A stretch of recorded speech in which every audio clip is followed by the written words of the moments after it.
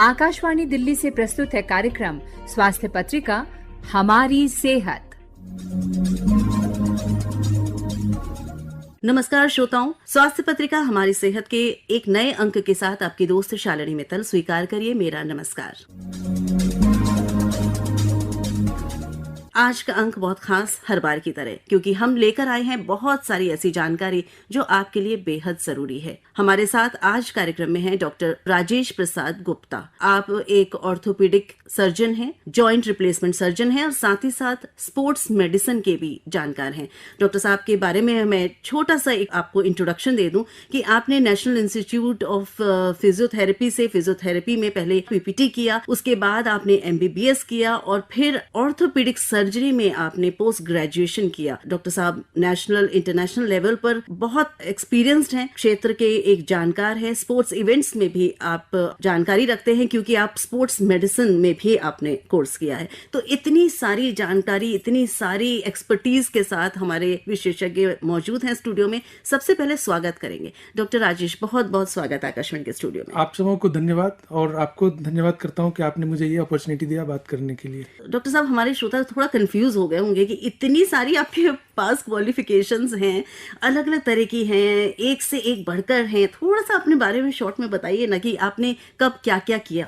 सबसे पहले मैं Pandit Deendayal Upadhyaya national institute for physically handicapped Delhi university में, वहां से मैंने फिजियोथेरेपी की डिग्री ली। उसके बाद फिर मैंने एमबीबीएस किया, फिर ऑर्थोपेडिक सर्जरी में पीजी किया और फिर स्पोर्ट्स सर्जरी, ऑर्थोस्कोपिक सर्जरी होता है, उसमें भी ट्रेनिंग लिया मैंने जर्मनी में और इंडिया में भी। और एक स्पोर्ट्स मेडिसिन का डिप्लोमा इन स्पोर्ट्स मेडिसिन में भी पीजी किया मैंने इंटरनेशनल ओलंपिक कमेटी से। और बहुत सारे नेशनल इंटरनेशनल इवेंट्स में मैं जाते रहता हूँ। तो बहुत वास्ट एक्सपीरियंस है आपका और बहुत हड्डियों के संबंध में बहुत जानकारी आपकी खास है। तो हम चाहेंगे कि आज ऑस्टियोआर्थराइटिस और नी रिप्लेसमेंट, जो एक बहुत आम विषय हो गया है, पर बहुत सारी बातें अभी भी हमारे श्रोता नहीं जानते, हम नहीं जानते हैं। तो आपके माध्यम से हम चाहेंगे कि इस विषय पर हम संपूर्ण जानकारी हमारे लिसनर्स तक कोशिश करेंगे जितनी पहुंचा सके। और आपका जो एक्सपीरियंस है, आपका जो एक्सपर्टीज है, उसका फायदा हम सब उठाना चाहेंगे। सबसे पहले मुझे ये बताइए कि जो हमारा विषय है ऑस्टियोआर्थराइटिस, ये होता क्या है और क्या ये आर्थराइटिस जैसा है कि कुछ भिन्नता होती है?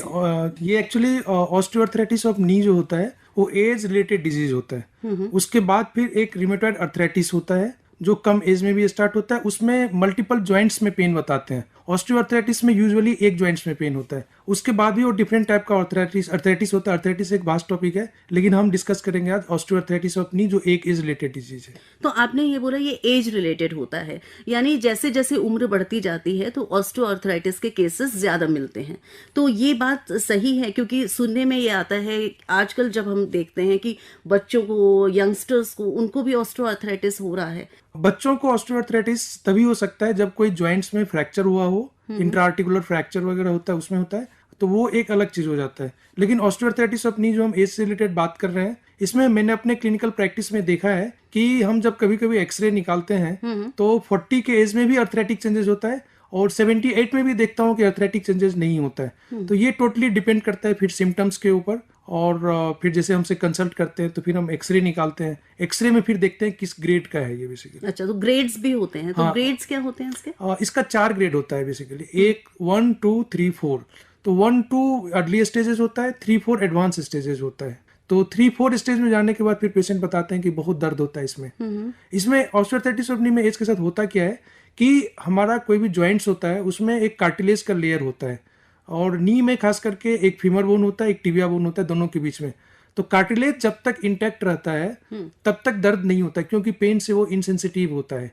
जैसे कार्टिलेज का लेयर चला जाता है उसके बाद फिर बोन एक्सपोज हो जाता है, तो उसके बाद फिर पेशेंट्स पेन बताते हैं इसमें। तो जब ये सिचुएशन आती है तब वो ग्रेड 3 और 4 हो जाता है। हाँ, एक्सट्रीम। इसमें पेशेंट्स ये बताते हैं क्लिनिक में आने के बाद कि पहले थोड़ा थोड़ा दर्द था मुझे, अभी डॉक्टर साहब 4-5 साल से देख रहा हूँ कि अभी 1-2 साल से काफी दर्द है और बहुत मुश्किल हो रहा है चलना भी। एज के साथ साथ आपका बॉडी वेट के ऊपर भी डिपेंड करता है बेसिक। तो इसमें अगर ओबेसिटी है तो उसको जल्दी चांसेस हो सकते हैं। हाँ, जल्दी चांसेस होता है उसमें, क्योंकि आपका बॉडी वेट एक्चुअली जॉइंट से ही जाता है, खास करके मीडियल जॉइंट्स जो होता है उधर से जाता है, तो फिर उसमें ज्यादा जल्दी डेवलप करता है बेसिकली। जी, तो लाइफस्टाइल भी इसमें कहीं लाइफ स्टाइल डेफिनेटली इंपॉर्टेंट है इसमें, वेट कम करना चाहिए। तो हम प्रिवेंशन पे भी बात करेंगे आगे और लाइफस्टाइल पे भी मैं चाहूंगी आप थोड़ा सा टिप्स टिप्स हमारे श्रोताओं को दें, लेकिन उससे पहले मुझे ये बताइए कि अगर हल्का हल्का पेन हो रहा है तो ये पेन क्या कभी कभी होता है या कंटिन्यूअस बेसिस पे होता है, क्योंकि पहचानना बहुत जरूरी है। ये एक्टिविटीज से भी रिलेटेड होता है। पहले थोड़ा थोड़ा पेन होता है, फिर बोलेंगे कि जब मैं चलती हूँ या चलते हैं तो उस वक्त हमारा दर्द बढ़ जाता है, तो ये एक लक्षण होता है कि शायद आर्थराइटिस का अर्ली स्टेजेज है। तो उसी वक्त डॉक्टर से कंसल्ट करें, और इसमें एक्सरसाइज वगैरह का भी काफी इंपॉर्टेंट रोल होता है अर्ली स्टेज में खास करके, तो इस एक्सरसाइज वगैरह पे ध्यान देना चाहिए। जी, तो वो जब आपके पास आएंगे तो क्या आप कैसे डायग्नोस करेंगे कि हाँ इनको ऑस्टियोआर्थराइटिस ही है? कोई टेस्ट होते हैं इसके? हाँ, बिल्कुल टेस्ट होता है। सबसे पहले हम क्लिनिकली एग्जामिनेशन करते हैं कहाँ पे दर्द है।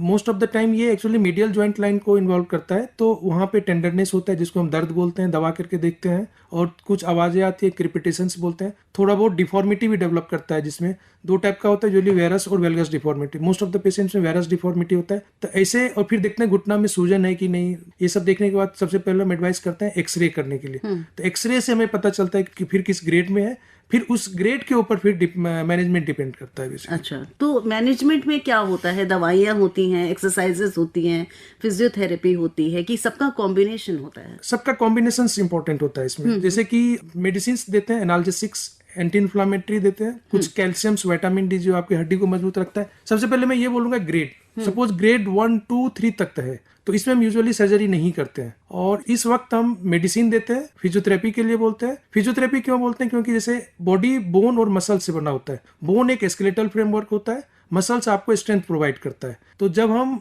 एक्सरसाइज बताते हैं, फिजियोथेरेपी करते हैं, तो मसल्स जब स्ट्रांग होता है, थाई मसल्स खास करके, तब ज्वाइंट के ऊपर प्रेशर कम पड़ता है, तो उससे पेन थोड़ा सा कम होता है। तो ये एक्सरसाइजेस भी कुछ पर्टिकुलर होती होंगी ना जो आप बताते हैं? हाँ, एक्सरसाइज पर्टिकुलर होता है। क्वाड्रिसेप्स एक्सटेंडिंग एक्सरसाइज, वीएमओ बोलते हैं, वास्टस मेडियलिस ऑब्लिकस मसल्स के लिए वो एक्सरसाइज, तो कोई फिजियोथेरेपिस्ट से कंसल्ट करके तब करना चाहिए। हॉट वाटर फर्मेंटेशन कर सकते हैं। एनाल्जेसिक्स मिनिमल ले इसमें, और कुछ मेडिसिन होता है जो इसमें अंदर में जो कार्टिलेज का डिग्रेडेशन होता है या वेयर एंड टेयर होता है, उसको प्रिवेंट करने की कोशिश करता है, तो वो कुछ मेडिसिन भी हम प्रिस्क्राइब करते हैं इसमें। और अर्ली स्टेज ग्रेड 1, 2, 3 तक आजकल प्लेटलेटिस प्लाज्मा या और सिनविस्क इंजेक्शन होता है, जो उसका एक कंपोजिशन होता है, जो लुब्रिकेंट टाइप का चीज एक होता है, तो वो भी हम अर्ली स्टेज में ट्राई करते हैं। लेकिन एक बार स्टेज 4 आ जाता है तब शायद कुछ इसमें वर्क नहीं करता है। Most of the time knee replacements करना पड़ता है। जब हम रिप्लेसमेंट करते हैं तो उसका भी एक टाइम फ्रेम होता है। जैसे उसमें 15 से 25 साल बोला जाता है कि इम्प्लांट वर्क करता है नॉर्मल कंडीशंस में। कुछ लोगों में पहले भी खराब होता है। तो अगर कोई 50 केस में हमारे पास में आते हैं, उनका अगर हम नी रिप्लेसमेंट करते हैं तो शायद उनको एक रिवीजन सर्जरीज की जरूरत पड़ सकता है। तो उस कंडीशन से बोलते हैं कि नहीं, आप 1 साल 2 साल 3 साल जितना काम खींच कर सकते हैं या फिर मेडिसिन लेकर के काम निकाल सकते हैं, निकालिए।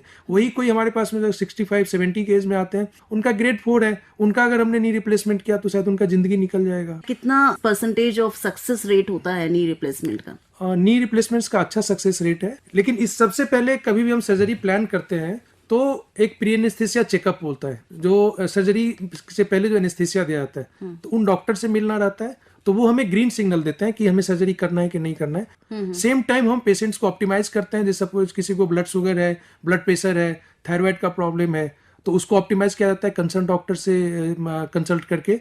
और सर्जरी के पहले हमें क्या प्रिकॉशंस लेना है, सर्जरी के दौरान क्या लेना है, सर्जरी के बाद कैसे करना है। तो एज एक नंबर होता है कभी कभी, और मैंने खास करके 78-80 तक भी नी रिप्लेसमेंट किया है। तो जो ये नी रिप्लेसमेंट होता है, इसके बाद क्या प्रिकॉशंस या रिहैबिलिटेशन के लिए क्या किया जाता है? एक्चुअली जब हम सर्जरी प्लान करते हैं, इनफैक्ट उससे पहले ही फिजियोथेरेपी बहुत इंपॉर्टेंट रोल होता है। जैसे मैंने पहले एक्सप्लेन किया कि मसल्स स्ट्रांग होता है तो ज्वाइंट के ऊपर प्रेशर कम होता है। तो कभी कभी जैसे मैंने पेशेंट्स को देखा है क्लिनिकल प्रैक्टिस में, स्टेज 4 ऑस्टियोआर्थराइटिस ऑफ नी है, तो उस वक्त एक्सेप्ट नी रिप्लेसमेंट कुछ भी वर्क नहीं करता है। लेकिन आप उस वक्त फिजियोथेरेपी करते रहिए, नी मसल्स को स्ट्रॉन्ग करते रहिए। उसका फायदा क्या होता है? Post operative rehabilitation. तो जिनका मसल्स जितना स्ट्रॉन्ग होता है उनका चलना पहले होता है और आसानी से चलता है, उनका रिहैबिलिटेशन थोड़ा फास्ट होता है। इसलिए मैं एडवाइस करूंगा कि लगेगा आपको स्टेज 4 में कि फिजियोथेरेपी से फायदा नहीं हो रहा है, फिर भी आप एक्सरसाइज करते रहिए ताकि आपका मसल स्ट्रांग रहे और सर्जरी के बाद आप आराम से अच्छा से चल सकें जल्दी से जल्दी। तो फिजियोथेरेपी पहले भी की जाएगी और ऑपरेशन के बाद भी? ऑपरेशन के बाद भी, ऑपरेशन के बाद भी फिजियोथेरेपी किया जाता है। यूजुअली जब इसमें सर्जरी प्लान करते हैं तो एक तो प्री एनेस्थीसिया चेकअप जो मैंने एक्सप्लेन किया,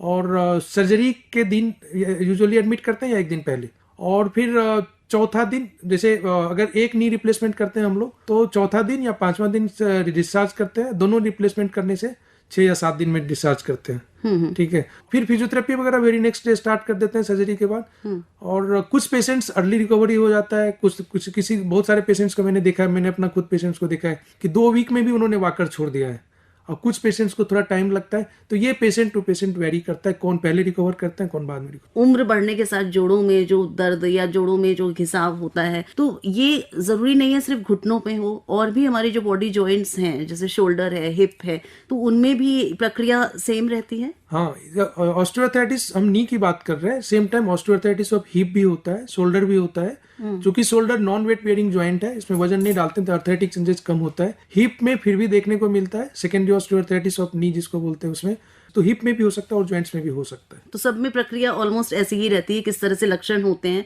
जैसा आपने बताया। मैं इसलिए बोल रही हूँ कि हमारे वो श्रोता जिनको दूसरे किसी पार्ट में दर्द है, तो वो भी थोड़ा फायदा उठा लें और पहुंच जाएं डॉक्टर के पास। हाँ, तो जरूरी नहीं कि आपका आर्थराइटिस के वजह से ही दर्द हो, बहुत सारा कारण होता है। तो आप अपने नजदीकी डॉक्टर से मिलिए, प्रॉपर क्लिनिकल एग्जामिनेशन और इन्वेस्टिगेशंस करके देखना होता है कि ऑस्टियोआर्थराइटिस ऑफ नी है और ऑस्टियोआर्थराइटिस ऑफ हिप या फिर शोल्डर या और कहीं कुछ और प्रॉब्लम तो नहीं है। आपने हमारी बातचीत के बीच में डॉक्टर साहब बोला था कि वेट भी इसमें एक मेजर रोल प्ले करता है। ओबेसिटी या आप ओवरवेट हैं तो वो जल्दी नीज पे असर आ सकता है। मोस्टली ऐसा देखा गया है कि जिनका बॉडी वेट ज्यादा होता है, क्योंकि नी एक वेट बेयरिंग ज्वाइंट होता है, तो उसमें आर्थराइटिक चेंजेस ज्यादा होता है। लेकिन बहुत सारे पेशेंट्स ऐसा भी है जिनका वेट कम है, उनमें भी ऑस्टियोआर्थराइटिस ऑफ नी देखा गया है, बट चांसेस ज्यादा होता है जिनका वेट ज्यादा होता है। तो कहीं ना कहीं हम जोड़ सकते हैं कि लाइफस्टाइल, खान पान, इन सब से भी फर्क पड़ता होगा। वो भी थोड़ा बताएं कि इसको प्रिवेंट करने के लिए क्या किया जाए, क्या एक्सरसाइज इसको प्रिवेंट कर सकती है अगर हम शुरू से एक्सरसाइज करें। एक्सरसाइज नी मसल्स स्ट्रॉन्ग करने वाला वो करना है। एक सर्टेन एज के बाद, जैसे 55-60 के बाद high impact exercise like running, jogging और ट्रेडमिल्स वगैरह, ये सबको अवॉइड करना चाहिए। और स्टेयर्स कम यूज करना चाहिए। स्टेयर्स से भी आपका जॉइंट्स का वेयर एंड टेयर ज्यादा होता है, तो और एक्सरसाइज डेफिनेटली करना चाहिए। और कैल्शियम, विटामिन डी ये लेकर के मसल्स को और बोन को स्ट्रॉन्ग करना है। तो जो कैल्शियम, विटामिन डी है, इनके सप्लीमेंट्स आप कहेंगे, सजेस्ट करेंगे कि लेना चाहिए? क्योंकि आजकल देखते हैं कि घर में रहते हैं लोग, वहाँ पे सनलाइट का बिल्कुल सोर्स नहीं होता है। ऑफिसेज आते हैं, वहाँ पे भी सनलाइट का कोई सोर्सेज नहीं रहता है। एसीज वगैरह में हमेशा ट्रेवल करते रहते हैं, और विटामिन डी का रिच सोर्स एक सनलाइट होता है, तो इसलिए हम विटामिन डी सप्लीमेंट में देते हैं। तो डॉक्टर साहब, जैसे सप्लीमेंट्स हैं, कोई अपने से ले ले या टेस्ट करा के डॉक्टर की एडवाइस से ही लेना चाहिए? जैसे कई बार ऐसा होता है कि लगता है कि हाँ 60 की एज है, 70 की एज है, तो ले लेना चाहिए कि कमी होगा, तो ये सही है? नहीं, मेरे ख्याल से डॉक्टर के एडवाइस से लेना चाहिए। आपको कैल्शियम हो या विटामिन डी हो, आपका सबसे पहले कभी सप्लीमेंट्स, जैसे विटामिन डी का लेवल बहुत कम है तो फिर डोज कितना होगा, तो उस समझ से, क्योंकि कभी कभी आपको हेपाटॉक्सिसिटी भी होता है उससे। अब किसी को स्टोन है तो उसमें हम कैल्शियम प्रिस्क्राइब नहीं करते हैं, तो डॉक्टर के एडवाइस से कोई मेडिसिन लेना चाहिए। बहुत जानकारी आपने अच्छी आज दी है इस विषय पर। कुछ और कहना चाहेंगे, कोई और संदेश देना चाहेंगे? लाइफ स्टाइल्स अच्छा रखिए, अच्छा खान पान होना चाहिए, यही कहना चाहूंगा मैं सबसे। बहुत बहुत धन्यवाद है, आकाशवाणी के स्टूडियो में आप आए हैं सर। नमस्कार। आप सबको बहुत बहुत धन्यवाद। अभी आप ऑस्टियोआर्थराइटिस और नी रिप्लेसमेंट विषय पर doctor Rajesh Prasad Gupta, sports medicine, orthopaedics और जॉइंट रिप्लेसमेंट सर्जन से शालिनी मित्तल की बातचीत सुन रहे थे। आप सुन रहे हैं कार्यक्रम स्वास्थ्य पत्रिका हमारी सेहत।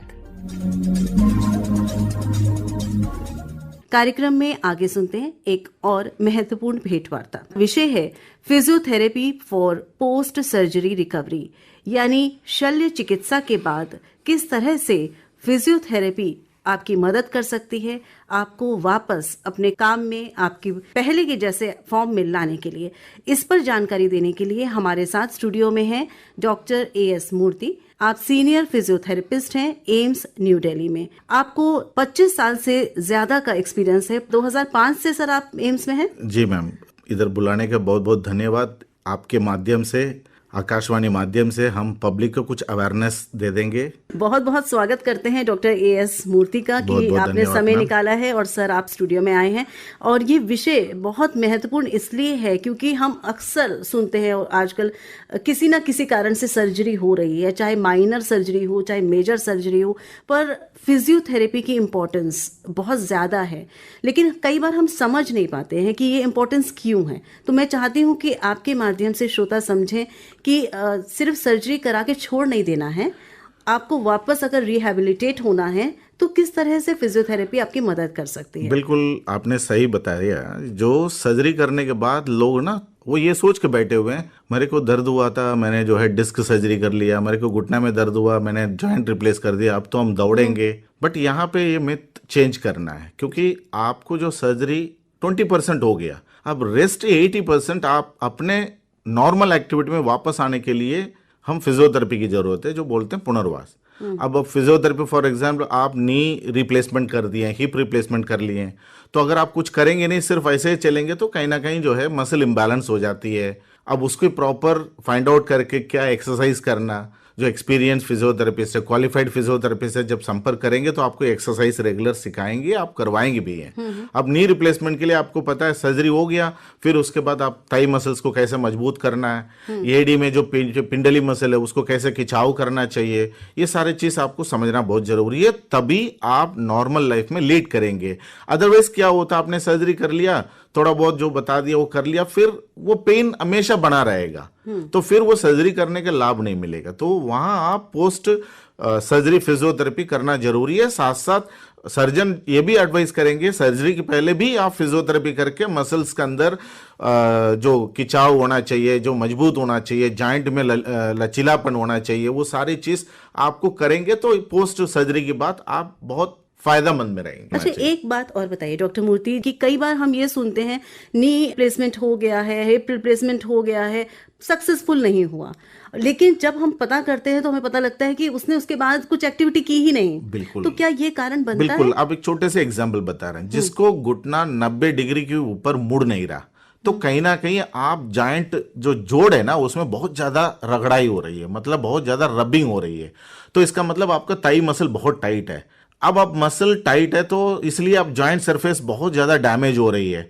अब आप मान लो उस मसल्स को ढीला करना है, अब उसके लिए आप आजकल बहुत नए नए टेक्निक हैं फिजियोथेरेपी के अंदर, वो सब आप अप्लाई करेंगे, वो करवाएंगे, आप फिजियोथेरेपी पास जाएंगे, वो समझाएंगे, सिखाएंगे, वो आप उस मसल्स को लचीलापन को ज्यादा बढ़ा देंगे, तो जॉइंट सरफेस के अंदर जो प्रेशर है वो प्रेशर रिलीव हो जाएगा। इसलिए आप देखेंगे लोग यही कंप्लेंट है, मैं सीढ़ी चढ़ती हूँ उतरती हूँ बहुत पेन होता है, तो कहीं ना कहीं आपको मसल्स के अंदर वो खिंचाव नहीं है, क्योंकि हमारा डे टू डे एक्टिव में कुर्सी में बैठते हैं, चले जाते हैं, कोई भी हम पुराना रिवाज फॉलो नहीं करते हैं। जो इंडियन टॉयलेट में जो बैठते हैं उखड़ मुखड़ बैठते हैं वो कोई नहीं करता है, वेस्टर्न टाइप यूज करते हैं। पलती मार के हम पुराना क्या जमीन पे बैठ के खाना खाते थे, वो सब बंद हो गया डाइनिंग टेबल पे। तो जो चीज आपको नेचुरली जो बचपन से जो स्ट्रेचिंग होती रहती है वो हम छोड़ दिए। अगर आप प्रॉपर बचपन से लेके अभी तक, जब तक आप उखड़ मुखड़ जैसे स्क्वाटिंग बोलते हैं इंग्लिश में, या फिर इंडियन टॉयलेट में जो बैठने का तरीका है, दूसरा आप पलती मार के बैठ के आराम से जो है खाना खाने का, तो ये जो चीज है ना ये हम नहीं कर रहे हैं। तो अगर ये करते आएंगे तो आपको खिंचाव होती रहेगी, तो जॉइंट में प्रेशर नहीं पड़ेगी, जल्दी घुटना बदलने की जरूरत ही नहीं पड़ेगी, खराब नहीं होगी। ये आपने इस बात का जवाब दिया जो मैं अब पूछने वाली थी कि अक्सर सुनने में आता है कि पहले तो नी सर्जरीज या ये सब रिप्लेसमेंट्स नहीं हुआ करते थे, अब क्यों इतने ज्यादा हो रहे हैं। तो आपने बताया कि हम अपने कल्चर से दूर होते जा रहे हैं, और जो हमारे नेचुरल जो एक्सरसाइजेज या स्ट्रेचिंग हुआ करती थी पुराने जमाने में जो हम फॉलो करते थे, वो चीज अब हम नहीं कर रहे हैं।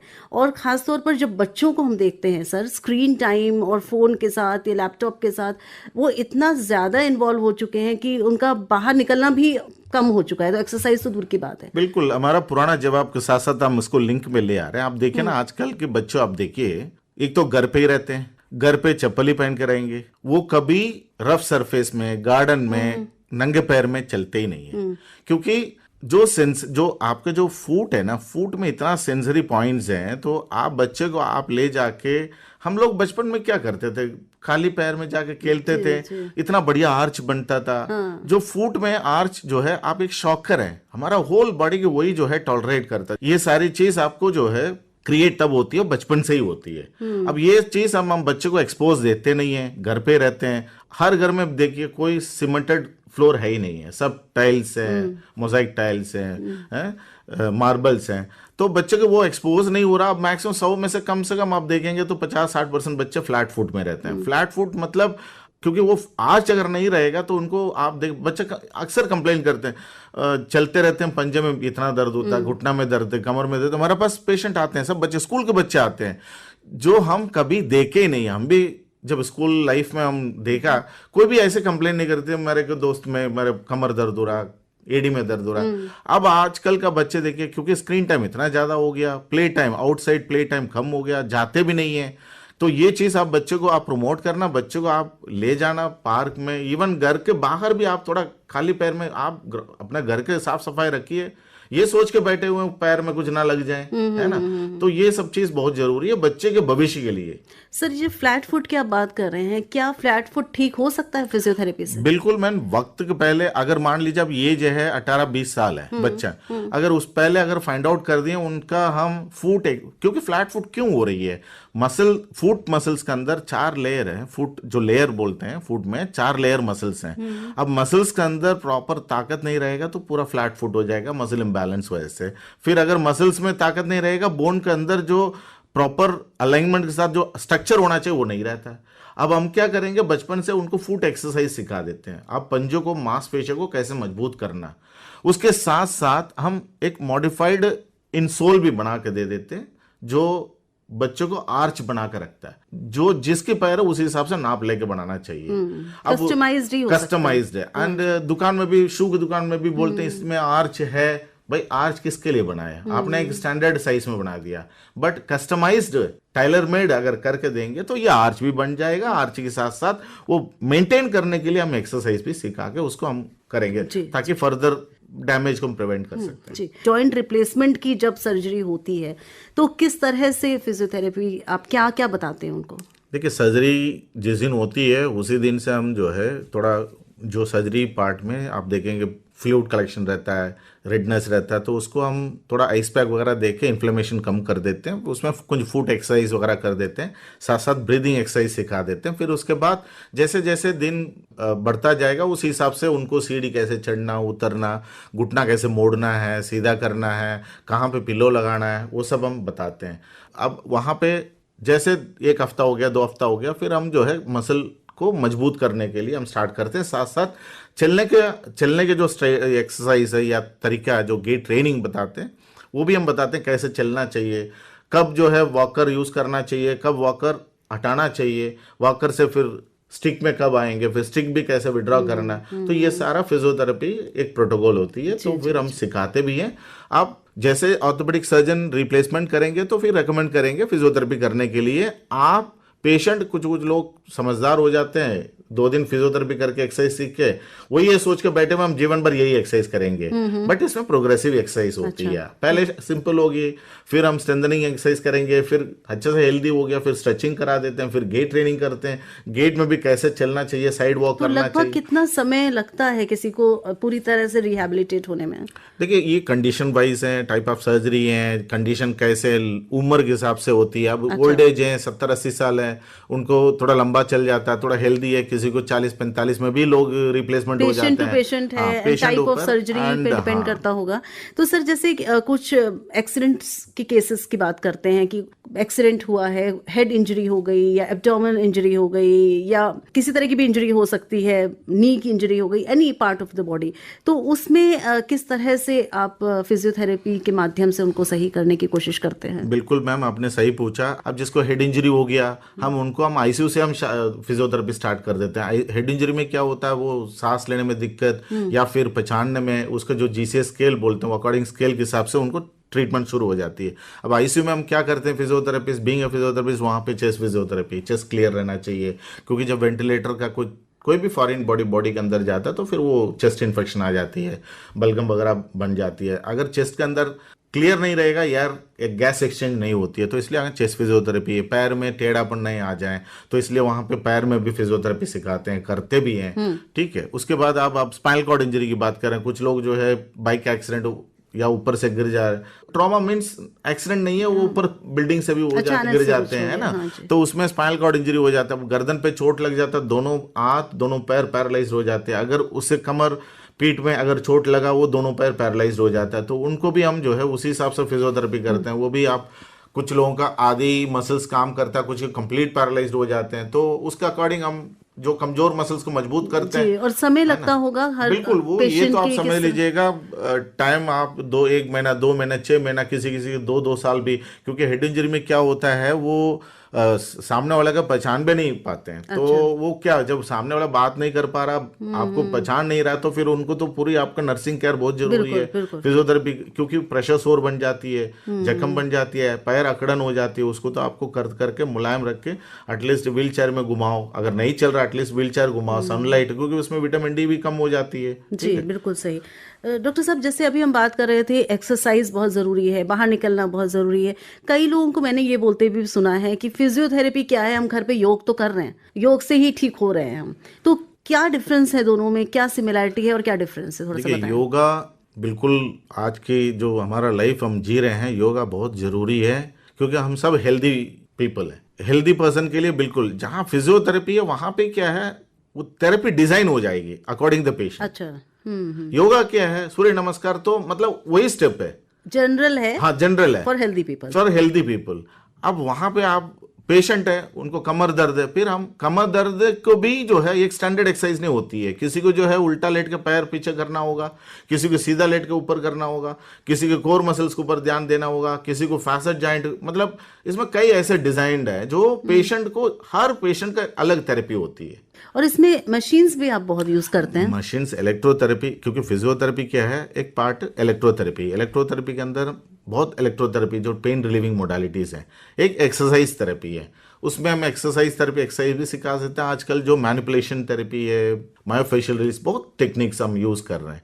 तो इलेक्ट्रोथेरेपी में ऐसे जो पेन किलर टाइप का ही है, जो हम लगाते हैं, पेन तो कम हो जाएगा, बट मैक्सिमम आजकल जो फिजियोथेरेपिस्ट हैंड्स ऑन में हो गया, जो क्योंकि फिजियोथेरेपिस्ट का जो मैजिक 10 उंगली में है, क्योंकि ये दर्द दूर करने के लिए आप एक गोली खा के जो रिलीव होने में जो टाइम है, उससे कम टाइम पे वो 10 उंगली का जो मैजिक है, वो फिजियोथेरेपिस्ट के पास है। वो यूं मिनटों में दर्द दूर कर देगा। तो इसलिए फिजियोथेरेपी के जो एक टैग लाइन है, हम फिजियोथेरेपिस्ट पेन को ट्रीट नहीं करते हैं, हम फिजियोथेरेपिस्ट दर्द को इलाज नहीं करते हैं, हम फिजियोथेरेपिस्ट दर्द कारण को इलाज करते हैं, ताकि जो है जड़ से खत्म हो जाए। जी जी, बहुत अच्छी बात आपने फिजियोथेरेपी के बारे में बोली, और बिल्कुल निश्चित तौर पर हमारे जो श्रोता इस कार्यक्रम से जुड़े हैं वो इसकी इंपॉर्टेंस को आज समझ पाएंगे।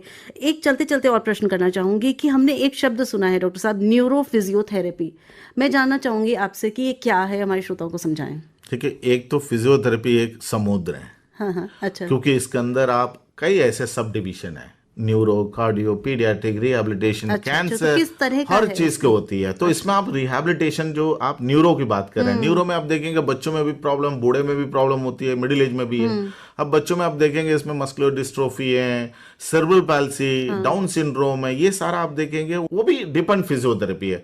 अब आप सीपी, एसीपी में कैसे ऐसे वैरायटीज हैं, तो उसमें माइल्ड होती है, मॉडरेट होती है, किसी को अकड़न ज्यादा रहता है, किसी को जो है एथिटाइट टाइप बोलते हैं, कंट्रोल नहीं रहता, वॉलंटरी कंट्रोल नहीं रहता, तो उसके कोई बैलेंसिंग प्रॉब्लम रहता है, टैक्सिक बोलते हैं। तो वो जो पेशेंट है उसको क्या थेरेपी चाहिए, उसके एक्सपर्ट है। अब फिजियोथेरेपी के अंदर जैसे ऑर्थोपेडिक सर्जन है, न्यूरो सर्जन, इस तरह ऑर्थो फिजियोथेरेपी अलग कोर्स होती है, न्यूरो फिजियोथेरेपी अलग कोर्स होती है, स्पेशलाइजेशन, हाँ, सुपर स्पेशलाइज्ड। तो यहाँ पे हम ये सारी चीज हम समझाते हैं। जी जी, बहुत सारी जानकारी आपसे हमें मिली है, और निश्चित तौर पर हम इसका फायदा भी जरूर उठाएंगे, और बहुत कुछ अभी जानना भी बाकी है। तो आपको हम ये कहेंगे कि आगे भी कार्यक्रमों में आते रहिए, हमें समझाते रहिए कि फिजियोथेरेपी क्यों जरूरी है, और उसकी जो सब ब्रांचेस की बात करेंगे, आज समय नहीं है, लेकिन निश्चित तौर पर आगे हम कोशिश करेंगे इन विषयों को भी छुएं और अपने श्रोताओं तक पहुंचाएं। नमस्कार। नमस्कार।